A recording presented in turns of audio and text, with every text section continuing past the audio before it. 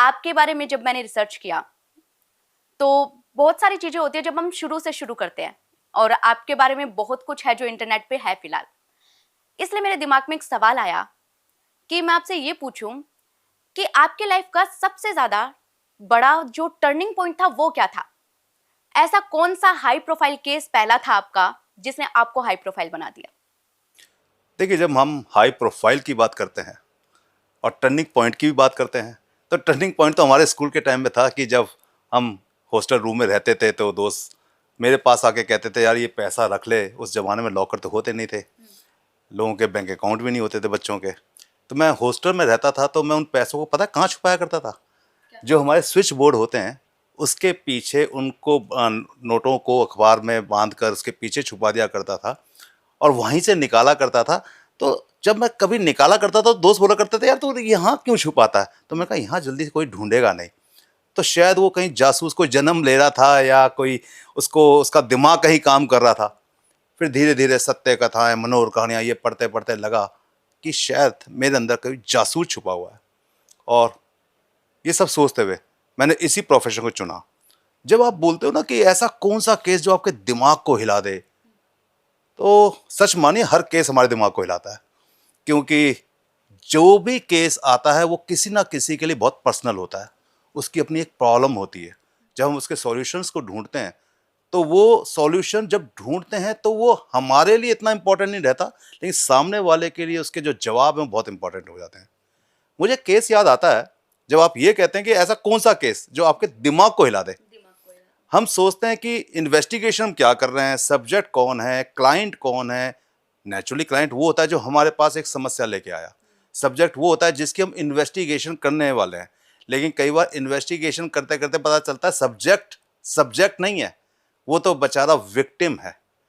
Client client नहीं है, वो असली सब्जेक्ट है। वो इस असली केस में क्रिमिनल है। हाँ, वो है गलत आदमी। कैसे?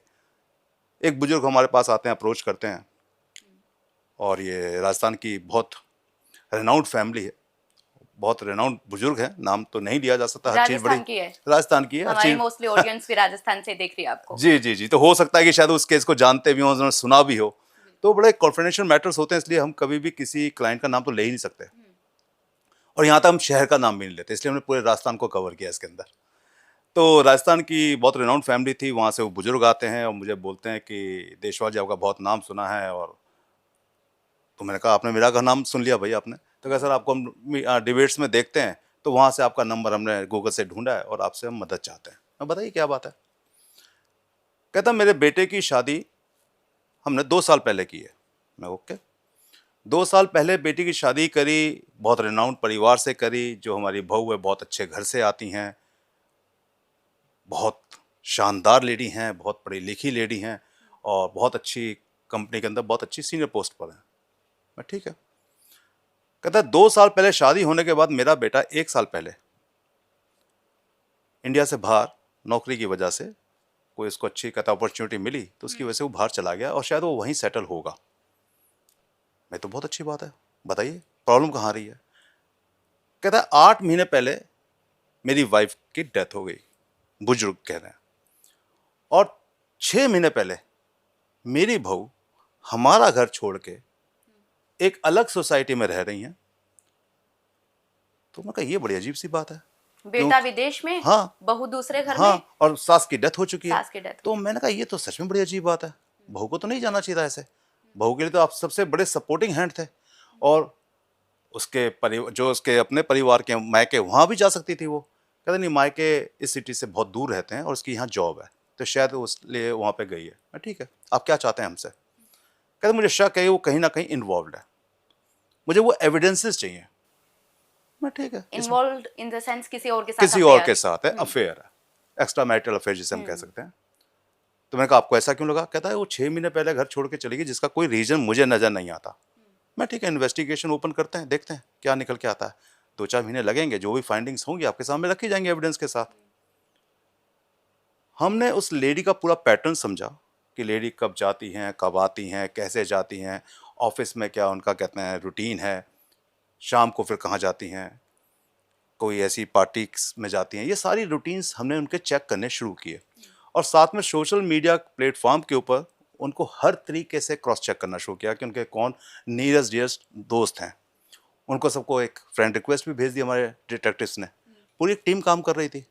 तो लेडी इन्वेस्टिगेटर ने, जो कि हम लोगों ने अपने प्रोफाइल बना रखी थी फेसबुक के इन्हीं सब कामों के लिए, तो उसके थ्रू हम लोगों ने जब फ्रेंड रिक्वेस्ट भेजी तो 2 फ्रेंड रिक्वेस्ट एक्सेप्ट भी हो गई, उस लेडी के द्वारा, उसके लेडी के जो दोस्त थे उनके द्वारा। तो अब यहाँ से हमारे इन्वेस्टिगेटर उन दोस्तों के साथ 2-4 महीने अच्छी तरीके से जब हिल मिल गए, उठने बैठने लगे, तो उन्हीं के थ्रू उस लेडी तक भी पहुंच गए, बहू तक पहुंच गए, उसके साथ भी उठना बैठना शुरू हुआ। इस पूरे एपिसोड के अंदर कम से कम 4-5 महीने गुजर गए, एक सिंगल एविडेंस नहीं मिला उस लेडी के खिलाफ जो ये कह सके कि वो लेडी कहीं ना कहीं एक्स्ट्रा मैरिटल अफेयर्स के अंदर इन्वॉल्व है। अब यहाँ हम भी चौंक रहे थे कि ऐसा कैसे हो सकता है, कोई तो वजह होगी, वो छोड़ के क्यों आई है यार, इतनी बढ़िया कोठी छोड़ के, इतने नौकर चाकरों को छोड़ के एक फ्लैट के अंदर आके रह रही है, ऐसा क्यों। तो उधर से कहते हैं जो क्लाइंट था वो हमारे पर रोज प्रेशर डेवलप कर रहा है कि भाई कोई तो एविडेंस लाओ, देशवाल जी इतना नाम सुना आपका, इतना अच्छा काम करते हो, मुझे कोई एविडेंस नहीं दे पा रहे हो। अब प्रेशर तो डेवलप हो रहा था, आपने एक हैवी अमाउंट भी ले रखा था, आपका जो बैलेंस अमाउंट था वो भी आना था। अब बैलेंस अमाउंट तो तब आएगा जब आप बेस्ट रिपोर्ट दोगे, और बेस्ट रिपोर्ट तो क्लाइंट के अकॉर्डिंग होनी चाहिए थी। तो मैंने अपने इन्वेस्टिगेटर्स को कहा कि यार एक बात बताओ, ये पता लगाओ ना, ये मोटिव क्या है इसका लेडी का यहाँ आना। अगर लेडी कहीं इन्वॉल्व ही नहीं है, या तो इन्वॉल्व है तुम लोग पकड़ नहीं पा रहे हो, या तो बहुत स्मार्ट लेडी कहते मूव कर रही है, लेकिन 4-5 महीने में एक सिंगल भी कोई इंडिकेशन ना मिले उस लेडी की इन्वॉल्वमेंट का, तो फिर कोई तो ऐसी वजह है, या तो हम कहीं फेल हो रहे हैं और या कोई वजह कोई और है। तो लेडी इन्वेस्टिगेटर समझ गई कि इस लेडी के साथ पर्सनल टॉक करते हुए ये इन्फॉर्मेशन निकाली जाए। तो मुझे लेडी इन्वेस्टिगेटर ने कहा कि सर वो तो अपने हस्बैंड से रोज़ शाम को बातें करती है, हम कई बार उसके साथ बैठे हैं, खाया है पिया है, उसके हस्बैंड का फ़ोन आता है, तो बातों से पता चलता है कि वो रोज़ तकरीबन रोज़ बात करते हैं। मतलब हस्बैंड वाइफ का रिलेशन अच्छा, बहुत अच्छा है, बहुत अच्छा है, बहुत प्यार करती हैं। तो अगर ऐसी बात है तो इसका रिलेशन कैसे किसी और के साथ हो सकता है। तो मैं नहीं, ये 6 महीने अपने घर को छोड़ के यहाँ आने का कोई रीज़न जरूर होगा, मुझे वो रीज़न चाहिए ही चाहिए। इन्वेस्टिगेटर और क्लोज हुए इस लेडी के, बातों बातों में पता चला कि जो उसके ससुर हैं, फादर इन लॉ, वो नियाहित किस्म के घटिया इंसान निकले। जो इंसान मेरे ऑफिस में आया था, एक शरीफ इंसान, एक बिजनेसमैन, एक सीईओ कंपनी का, उसके बारे में मुझे ये वर्डिंग उसकी कहते बहू से मिल रहे थे, तो ये मुझे बड़ी हैरानगी हुई। तो मैंने कहा खुल के बताओ क्या बात आ रही है। क्या सर, उसने दबी आवाज़ में बताया था कि उसके जो ससुर ने उसके ऊपर गंदी नज़र रखते थे और जिसकी वजह से वो यहाँ आ गई है। और तो मैंने कहा वो अपने हस्बैंड को क्यों नहीं बता रही ये बात। कहे सर वो हस्बैंड से बहुत प्यार करती है, अगर वो ये बात बताती है इन केस, तो हो सकता है कि ये अब इसके जो फादर हैं, इतना पैसा है, कहीं ना कहीं वो बेटे को किसी तरीके से मिसगाइड करके मेरे लेडी के बारे में कुछ गलत बता के कहीं तलाक की तरफ मूव ना कर जाए और इस सिचुएशन बिगड़ जाए। तो लेडी सोचती है कि यार मुझे तो हस्बैंड ने वहाँ सेटल होना ही है, तो मैं हस्बैंड के पास हमेशा के लिए अमेरिका चले जाऊँगी, तो इस ससुर से मेरा एक तरीके से लिंक ख़त्म ही हो जाएगा। तो इसलिए वो अलग आ गई हैं। लेकिन 6 महीने पहले इसलिए आ गई कि उन्हें लगा था कि कहीं कुछ रात को कुछ गड़बड़ ऐसी ना हो जाए जिससे कि फिर वो मुश्किल हो जाए उनके लिए। मैंने कहा यार ये तो बहुत गलत है। अब यहाँ पे हम बातें तो बहुत बड़ी बड़ी करते हैं, हम वर्क एथिक्स की बातें करते हैं, हम इंसानियत की बातें करते हैं। तो एज अ प्रोफेशनली मैं समझता हूँ कि पहले मैं ह्यूमन बीइंग हूँ, इंसान हूँ, उसके बाद मैं प्राइवेट डिटेक्टिव बना हूँ। तो मुझे अपनी मैं पूछने इंसानियत वाली थी कि जब आपको पता चला कि आपका ही क्लाइंट गलत है तो आपने क्या किया। एग्जैक्टली तो हम अपने से ही सवाल पूछते हैं, क्योंकि आप ये समझिए कि एक प्राइवेट डिटेक्टिव का सोसाइटी के अंदर बहुत इंपॉर्टेंट रोल है। प्राइवेट डिटेक्टिव की इंफॉर्मेशन के ऊपर लोगों के घर बिगड़ भी जाते हैं, बन भी जाते हैं। क्योंकि प्राइवेट डिटेक्टिव के पास लोग कब आते हैं, जब उन्हें शक होता है। पुलिस के पास तो कोई जा ही नहीं सकता ना। और ये जो पर्सनल प्रॉब्लम थी उस लेडी की, वो किसके पास लेके जाए, वो किसी के पास लेके नहीं जा सकती थी। वो अंदर अंदर घुट रही थी और वक्त का इंतजार कर रही थी कि कब उसका हस्बैंड वहां अच्छी तरह सेटल हो जाए और उसको बुला ले। हाँ, लेकिन इसी बीच ससुर चाहते थे, जिसके कहते हैं फादर इन लॉ थे, कि मुझे कुछ ऐसे शायद एविडेंस मिल जाए जिससे मैं उस पर प्रेशर डेवलप करूं और जो मेरी डिमांड्स हैं वो पूरी हो जाए। तो यहाँ मुझे बड़ा तकलीफ हुई और मैंने उसके जो फादर इन लॉ थे उनके खिलाफ ही इन्वेस्टिगेशन स्टार्ट कर दी कि मैं यार पता तो करो ये सच में जो इन्फॉर्मेशन आई है हमारे पास, जो लेडी ने बताया है, तो ये इंसान इतना निहायत अगर गिरा हुआ है तो जरूर इसकी कुछ ऐसी मूवमेंट जरूर कहीं ना कहीं रिकॉर्ड में आनी चाहिए कि ये पता चले कि आदमी सच में ऐसा ही है जो उसकी कहते हैं डॉटर इन लॉ बहू ने बोल कहा, रही है। हाँ। हाँ, जो उसकी बहू बोल रही है डॉटर इन लॉ वो सही है। अब इसको क्रॉस चेक करना बहुत जरूरी था क्योंकि क्लाइंट ने तो बहुत कहते प्रेशर डेवलप कर रखा था कि देशवाल जी मुझे नहीं पता, मुझे तो कोई एविडेंस ला के दो, पैसा कितना भी खर्च हो जाए, डबल हो जाए, ट्रिपल हो जाए, नो प्रॉब्लम, आप पैसे की चिंता मत करो, बस मुझे एविडेंस उसके खिलाफ ला के दो। अब भाई एविडेंस उसके खिलाफ लाओगे ना जो गलत हो, जो गलत होगा। हाँ, आप मेरिट पे काम करोगे ना। अब एविडेंस ही उसके खिलाफ नहीं है, मेरिट के कहते हैं अगेंस्ट वो नहीं दिख रहा कि वो कहीं इन्वॉल्व है, तो आप ये कैसे कहोगे कि वो गलत है।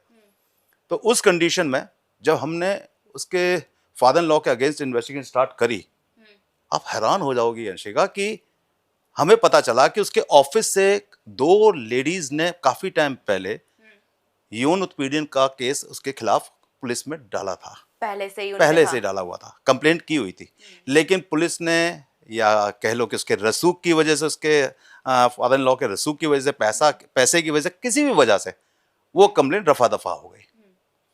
फिर और हम डेप्थ में गए क्योंकि ये इंफॉर्मेशन हमारे पास इंपॉर्टेंट थी। हम और डेप्थ में गए तो डेप्थ में पता चला कि जो उसने हमारे पास आते हुए, क्लाइंट ने आते वक्त ये बताया था कि उसकी जो वाइफ की डेथ हुई है वो कैंसर की वजह से हुई थी, सास की। सास की। सास की। तो जब पता चला तो उसको कोई कैंसर नहीं था, उसकी एक रात को अचानक रहस्यमय स्थिति के अंदर डेथ हो गई और डिक्लेयर कर दिया गया कि उसको हार्ट अटैक हुआ है। अब इतना रसूख वाला इंसान, मैं अगर उसका नाम ले दूं तो भूचाल आ जाए देश के अंदर, इतना बड़ा नाम इतना है। नाम है, बड़ा नाम है। तो उस इंसान ने अपने रसूख की वजह से अपनी वाइफ की हत्या करी, नहीं करी, इस इन्वेस्टिगेशन को हमने ना किया, ना हम कुछ कह सकते हैं, लेकिन ये बात आई कि उसको कैंसर नहीं था। और उनके घर में उस लेडी की और उसके हस्बैंड की हमेशा अनबन रहती थी और वो अनबन की वजह यही थी कि इस इंसान के कई महिलाओं से अवैध संबंध थे। ये सारी जब इंफॉर्मेशन हमारे पास आ गई, कई बातों के एविडेंस भी आ गए, कई ऑफिस में जो लोग थे उनसे रिकॉर्ड में भी ले लिया, ऑडियो वीडियो रिकॉर्ड में भी ले लिया, उन लेडीज को भी ढूंढ लिया जिन्होंने कंप्लेंट की थी और जो कंपनी छोड़ चुकी थी, उनको भी कहते हैं रिकॉर्ड में ले लिया। फिर हमने उसके फादर इन लॉ को, अपने क्लाइंट को ऑफिस में बुलाया। मैं कहा बॉस, काफ़ी इन्वेस्टिगेशन की, आपकी डॉटर इन लॉ के खिलाफ तो कोई ऐसी एविडेंस नहीं मिली है, लेकिन एक बात बताइए, अब यहाँ पे हम जब उससे बात कर रहे थे तो हमने अपने जितने भी हिडन कैमरास हैं, ऑडियो वीडियो रिकॉर्ड सब ऑन कर दिए थे। उसकी वजह ये थी कि जो बोलने वाला था उसे हम एविडेंस में क्रिएट कर लेना चाहते थे, ताकि कल अगर वो हमारे अगेंस्ट जाए या अपनी बहू के अगेंस्ट जाए तो हम उसे यूज़ कर सकें। तो मैंने कहा आपने बताया था कि आपकी वाइफ की डेथ कैंसर की वजह से हो गई थी। कहता हाँ मैंने आपको बताया था ना, उनको कैंसर था, लास्ट स्टेज कैंसर था, इसलिए। मैंने कहा अच्छा। मैंने कहा आपके खिलाफ कहते हैं कुछ सुना है कि केस किए थे आपकी किसी कहते हैं ऑफिस के स्टाफ ने, ये आपको कैसे पता है? मैं कहा नहीं ऐसी इन्वेस्टिगेशन कर रहे थे आपकी डॉटर इन लॉ की, तो ऐसी कुछ निकला, कहीं से लीड मिली। नहीं नहीं वो झूठे केस थे, ऐसा नहीं था, वो तो उन्होंने मेरे पे ऐसी गलत केस कर दिए, मैं ऐसा नहीं हूँ। मैंने कहा अच्छा। मैंने कहा जब आपकी वाइफ की डेथ हुई तो हमने पता किया है हॉस्पिटल्स में, उनको कोई ऐसी मेडिकल इशू नहीं था, उनको कोई ऐसा कैंसर भी नहीं था, उनकी एक रात को अचानक डेथ हुई थी और आपने कोई पुलिस को हॉस्पिटल भी लेके नहीं गए, आपने किसी डॉक्टर को घर में बुलाया, उसने एक सर्टिफिकेट जारी कर दिया कि भाई इनको रात को अटैक पड़ा है, और वो डॉक्टर आपका फैमिली डॉक्टर था, दोस्त भी था आपका। अब उसको पसीना आने लगा कि हम बात कर रहे थे डॉटर इन लॉ की, ये तो मेरे ऊपर ही बात करने लग गए। तो धीरे धीरे उसको शक होने लगा।